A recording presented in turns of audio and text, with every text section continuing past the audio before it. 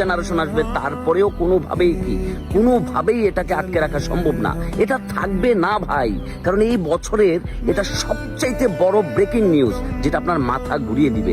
আপনি যতই চেষ্টা করুন না কেন, প্রয়োজন আপনি মার্ক জাকারবার্গকে নিয়ে আসুন, ইলন মাস্ককে নিয়ে আসুন, কোনো লাভ নেই, কেউ এটা আটকে রাখতে পারবে না।